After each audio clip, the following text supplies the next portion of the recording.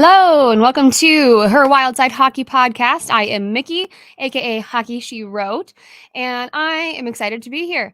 Um, we have some not so great things to talk about. We've got some really fun things to talk about, and everything in between. So, this could be kind of a meaty episode. We'll see once I get going.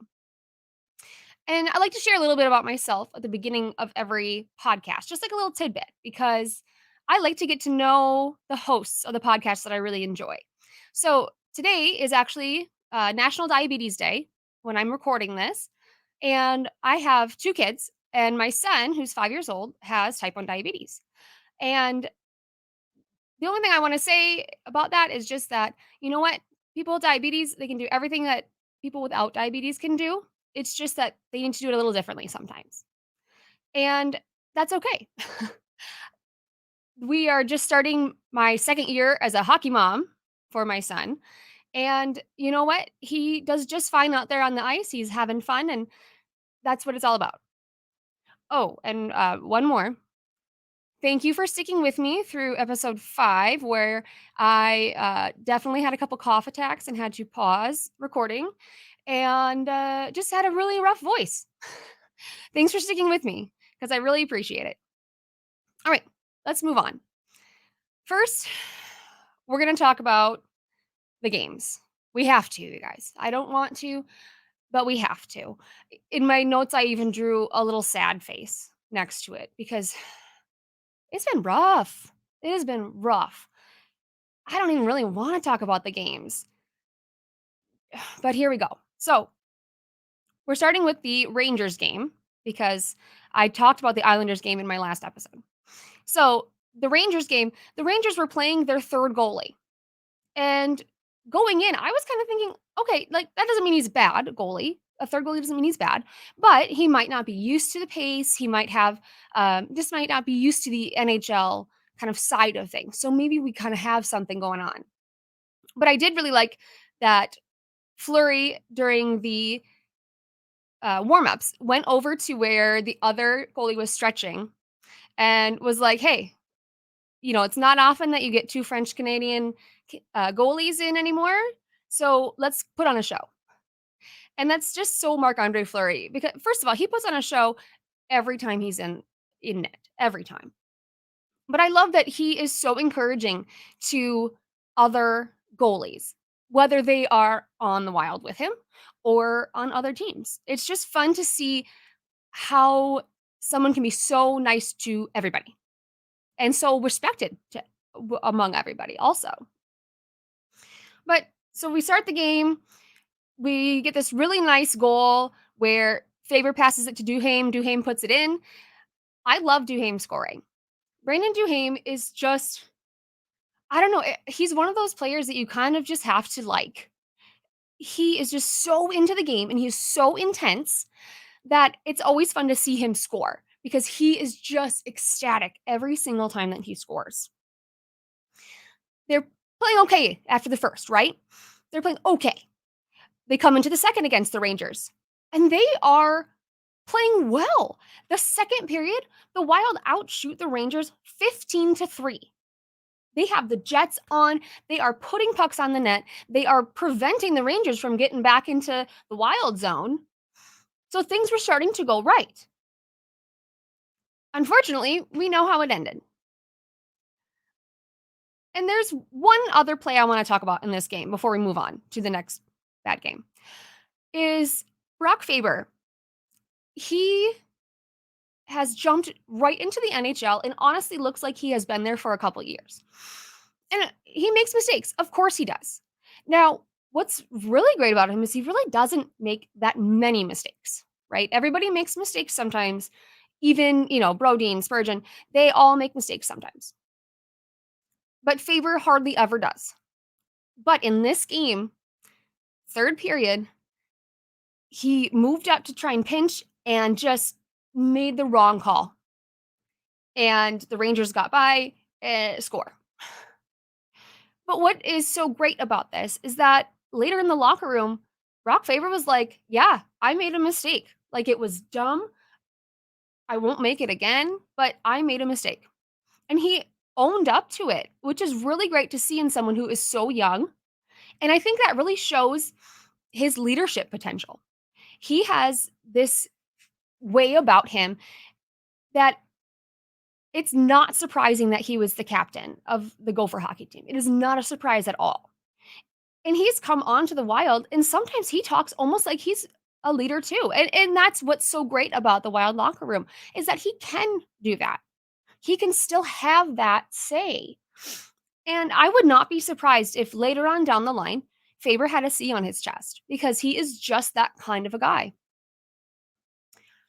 So we had back to back Sabres on Saturday. No, Thursday, Friday. This is a couple days ago now. But they go to Buffalo on the Friday. This one hurts, you guys. This one hurts because it was close. The Wild lost 3-2. But one of the things that is really bugging me is that those 2 goals were both power play goals. So we could not get it in 5 on 5. But power play, we did. And you know what? I'll take them. It's just a little bit weird. All right. Sorry, folks. I was getting so worked up that I had a coughing fit again. So be glad that I just don't leave that in here. I'm trying to be professional here, right? Trying to be professional. But we were talking about the Sabres game. And one of the great things about the Sabres game is that X scored his 100th goal. And I love watching Eck and seeing what he has been doing because Marco Rossi is kind of following the same path that Joel Eriksson Ek did. I remember ways back when people were like, oh, Eck is not doing anything for us. Like, why? We need to get rid of him. What is he doing? Like, ugh. And now look at him. He is like the backbone of the team. When he is not in, we saw in playoffs last year, the team falls apart. He does everything. Now, I'm not saying that Marco Rossi is going to be quite as the Swiss Army knife that Joel Eriksson Ek is, but Marco Rossi he's going. He is going at his own pace, and it might be slower than you would like, but he will get there. And he is getting there. We are seeing that. But so it was really great to see Ek get 100 goals. And another thing that he contributed to is that during that game, the Wild won 73% of faceoffs, 40 out of 55. For a team that is lousy on the faceoff dot, apparently the Sabres are even worse. Either that or the Wild just really had it going that night. This was another game where there were so many looks. They just were not going in the net. And they had Devin Levi in net for the Sabres.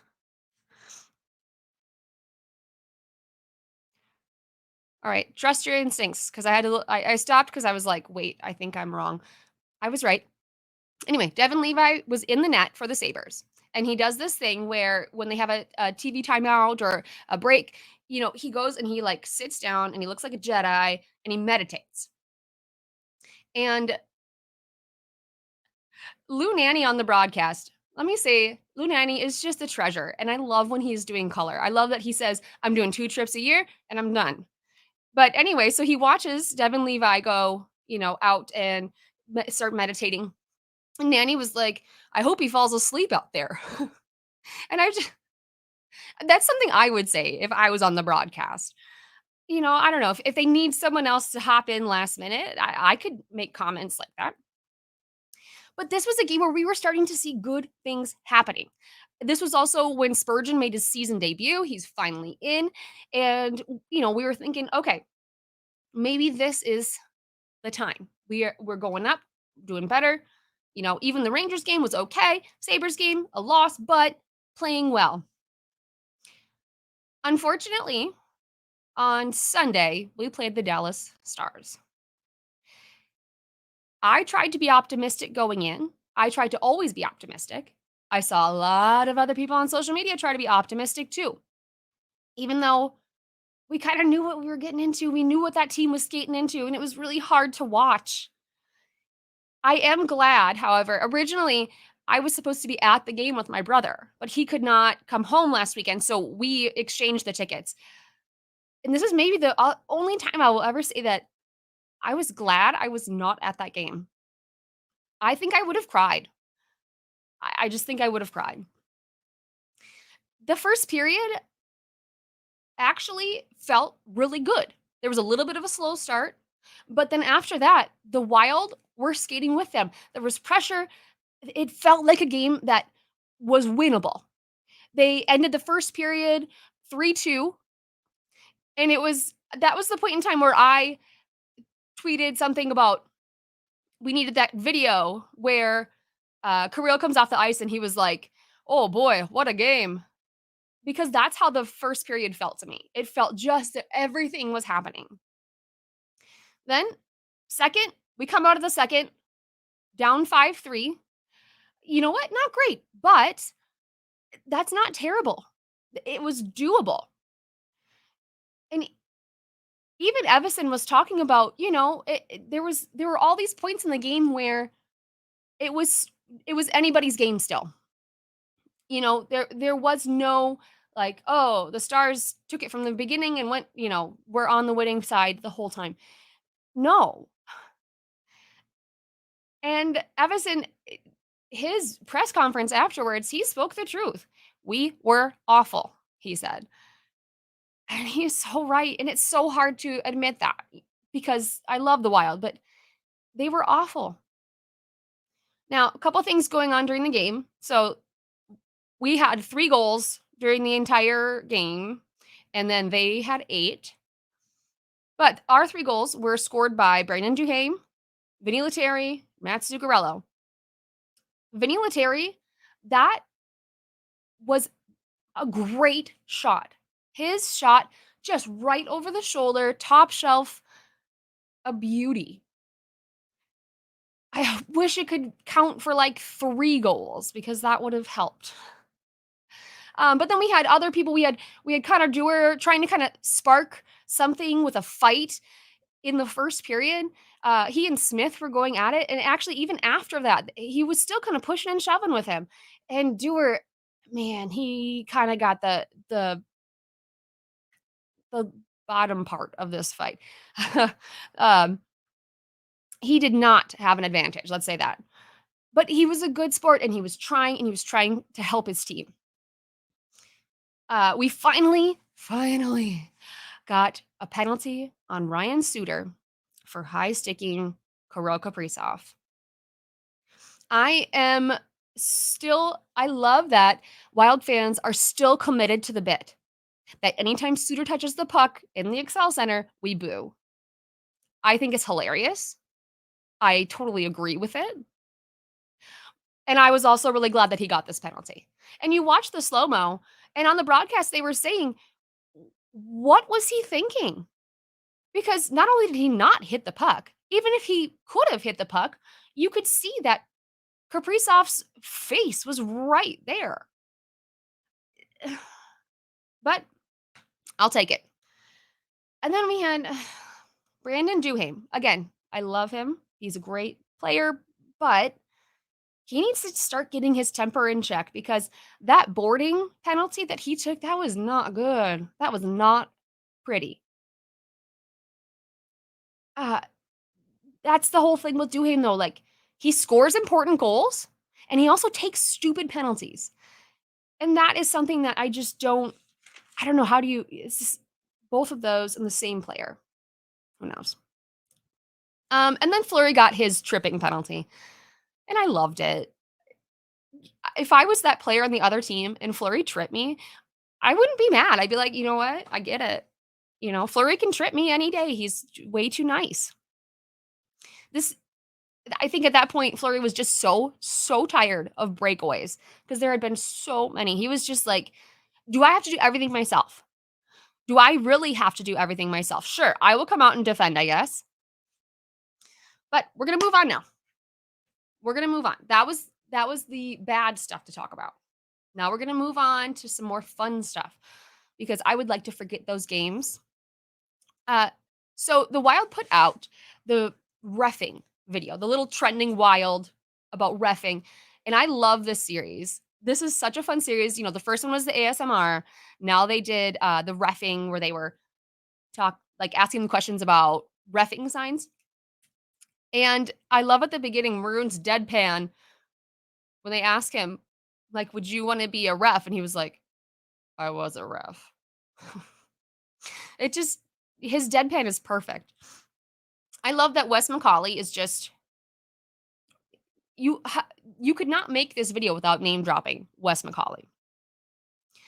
The fighting, it's iconic.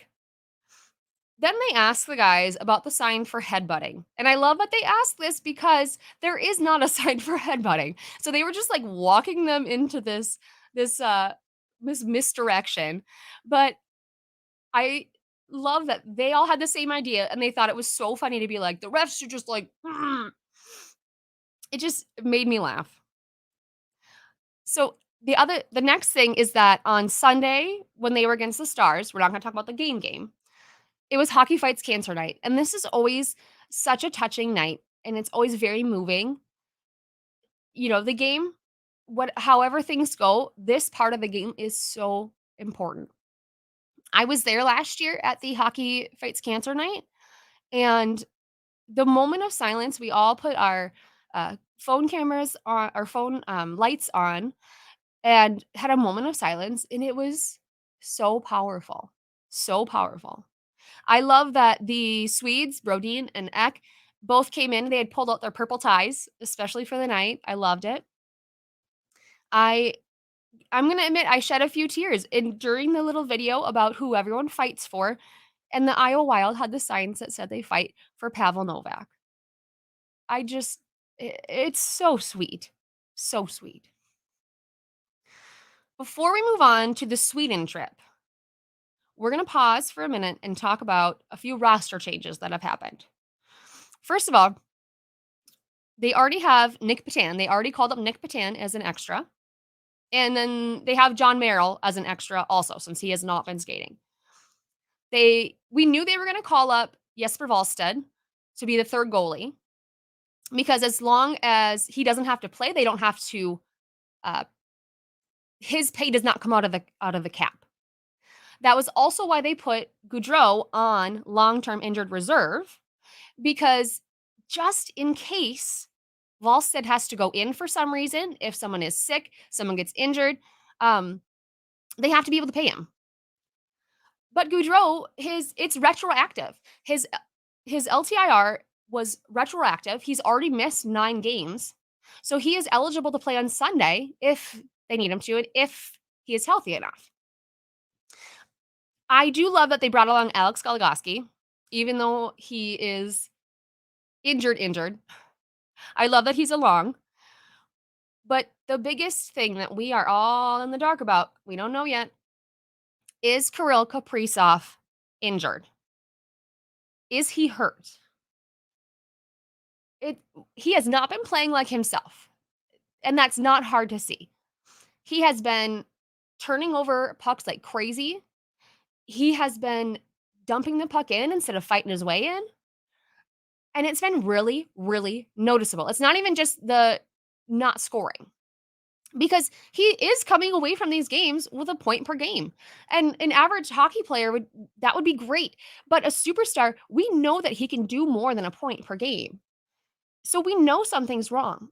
And then on Monday, instead of practicing, he had a maintenance day. Now, maintenance day does not have to mean anything scary. It can literally just be a maintenance day. But Evason was making it sound like there's maybe some sort of injury there. So the Wild did make one more call up. They called up Damon Hunt. And can you imagine if you were Damon Hunt? You know, you went back down to Iowa. You skated, I think it was 5 games in the NHL. He had just all this exciting things. He went back down to Iowa. Oh, he was on a buzz. And they called him back up and they're like, "Hey, can you get here by 10 p.m. because we're going to put you on the flight to Sweden. By the way, you're going to Sweden for a week. So just, pack right." I'd be like, "Ugh. What an opportunity." But the fact that they pulled him up, it makes me worried that Kaprizov is not going to be ready to go. we're not gonna know anything until tomorrow anyway, because they did not practice when they landed in Sweden today. They are practicing tomorrow, and maybe we'll get some more information at that point about Kaprizov. Now, Sweden. When they first announced this trip, my brother and I, like, right away, were like, "We need to go." Unfortunately, we don't have that kind of money, or I don't at least, and we still thought about, like, what could we do, like, hostels, kind of the cheapest that we could do, and as you can tell, I'm not in Sweden, and I will not be going to Sweden. I will be watching on TV, but that's okay. Now, they have kind of unofficially made Jonas Brodin the planner for everything, and it makes me laugh because I feel like that's not something that he would pick himself. I feel like they were just like, "Hey, Brodin, you're gonna be the one to tell us about all the things." I could just be totally reading it the wrong way. I just thought it was kind of funny.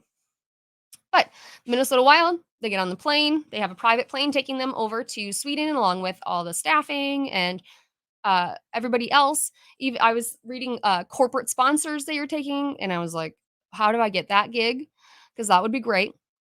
But the admin posts a couple pictures of them getting ready, and the first one is Moose in the cockpit, and I 100% guess that Marcus was the one with the idea. He was like, "Hey, you need to come take a picture of me where I'm sitting in the pilot seat, and then you need to post it so that it looks like I'm the pilot." It kind of is his golden retriever energy. And I wonder if anybody else got a picture in the cockpit. Was it just Moose? Was Moose the only one that was that excited about it? Then the next picture was Jared Spurgeon forced to eat Swedish fish. Now, I like Swedish fish candy. I think that's one of those, there's no gray area. You either love it or you hate it. I have always loved it. I don't know. Don't yuck my yum. But it looks like Spurgeon did not want to be eating that fish. He did not look happy about it. And so I'm just confused. Did they just want the captain in the picture? Did they want him, couldn't they have somebody else eat the Swedish fish? I was a little confused. But after that, the last picture was what we needed to start this Sweden trip off right. It was the entire team and their spots on the plane. The first thing I want to know is who made the seating arrangement? There's nothing bad or good about it. I am curious because, on the sides, they don't have any buddies. They're just, seat, seat, seat, seat. And then in the middle, they're together. So it's like, did they take into account that, these two guys probably want to sit by each other? This guy, he doesn't want anybody by him. He needs to go over there. Because it does not look like it's by seniority. Well, it partially by seniority, but not totally.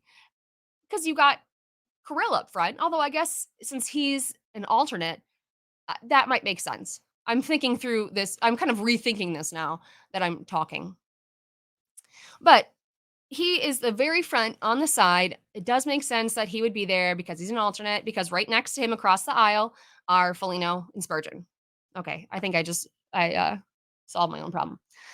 But behind him is Zuccarello, and he has got his eye mask.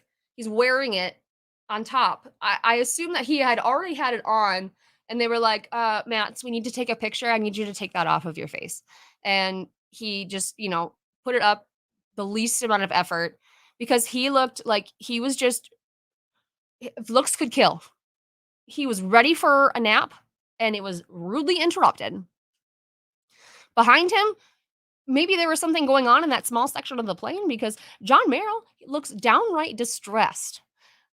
Maybe he doesn't like flying, which I hope is not the case. They fly a lot. Maybe he's never been across the pond. I haven't either. For whatever reason, he is distressed. But then behind them is Connor Dewar, and he is smiling. That kind of smile that Dewar doesn't often give to the camera for the Wild. He has got this big smile, and he looks ecstatic to be going. And then Rossi's kind of just playing it cool. I feel like Ross is kind of just a cool customer anyway. So then we come back up. Moose is wearing his scarf. They have like blue and yellow scarves for this thing.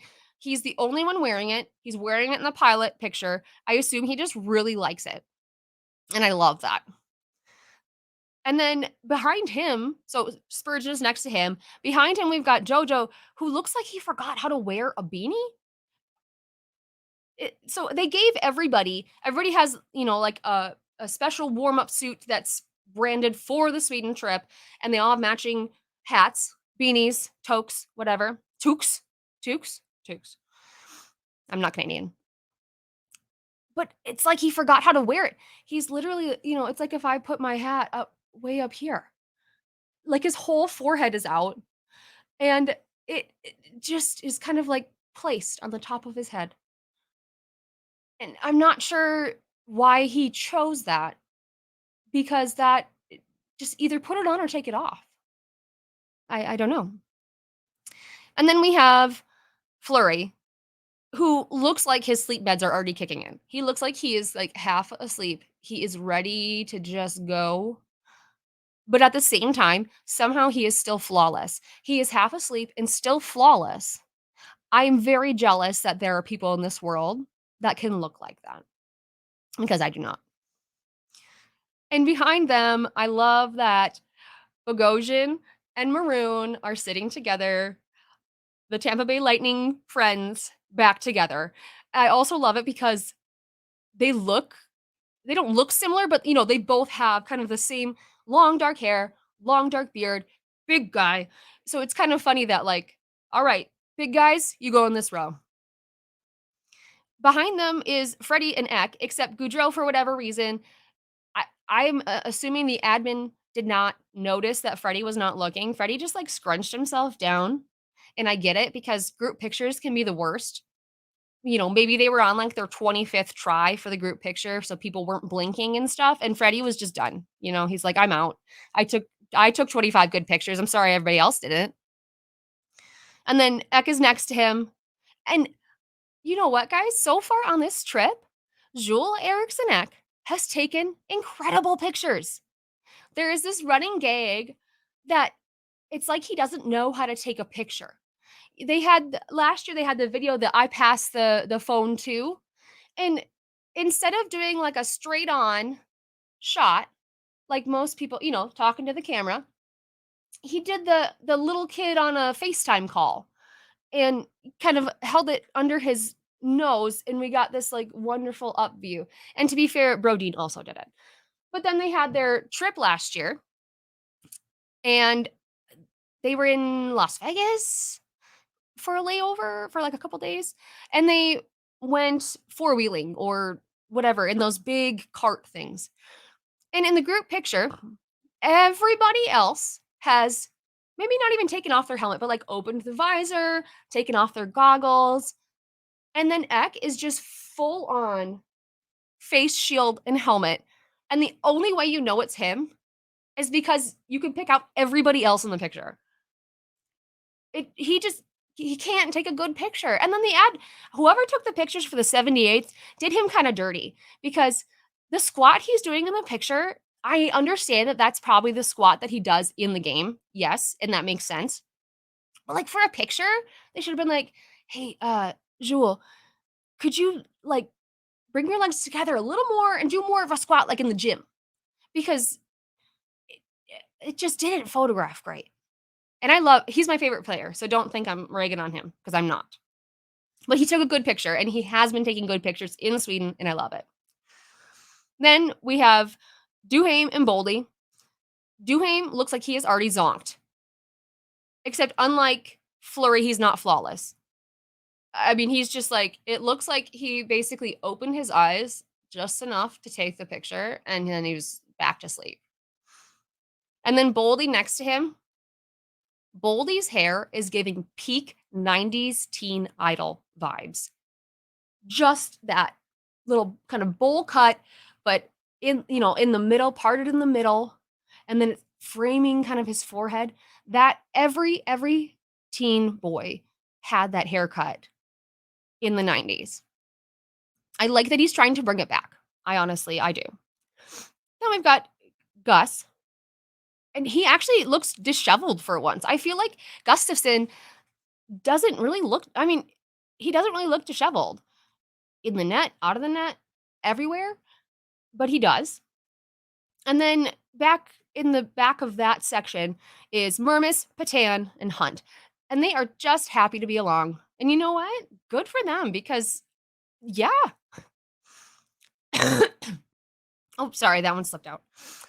They did not start the season on the roster, and yet they get to go on this amazing trip. So that's great.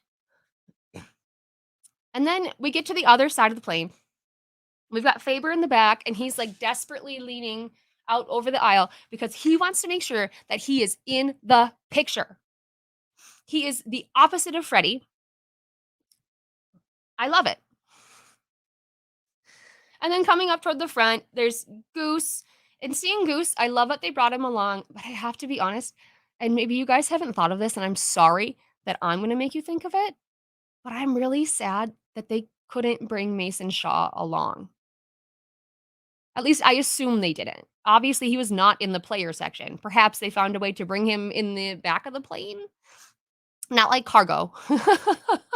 Can you imagine, like, Shaw just sitting there, like, laying on all the hockey bags? Like, "I'm coming along too, guys." No, but, in the back of the plane is where they had more of, like, the broadcast guys, LaPanta, Carter, and all those kinda guys. So maybe he got to go with but I just got really sad thinking about that because that was supposed to be him. But then we have Brodeen, and someone said he's given emo vibes, and yes, he's sitting there, he's got his hood up, he's got kind of hair, oh, not quite in his face, but almost, and he looks like he has been taking his trip planner job seriously, and that it is kinda stressing him out. But his emo look, it it could go far in high school. Like, I knew a lot of guys like that. Hood up, although they could not wear hoods in class. I don't know if anyone else got yelled at about that. But I think he's just starting to retreat because he is kind of carrying the weight of the world on his shoulders. The success of this trip rests on his shoulders to entertain the team, and he feels it. So they fly 10 hours and land, and they come off the plane. The admin makes this video of them coming off the plane with classic music, and it is epic. It is epic because of the music. But they are all kind of emerging into the daylight. They're like a baby being born or something. They're emerging out of the plane into the wonderful, Swedish country, and they are ready for whatever lies ahead of them. We had a picture of Joel Eriksson Ek, and honestly, he's looking kinda like a model. They have just the right lighting, he's got a great angle, and he's wearing a Louis Vuitton backpack.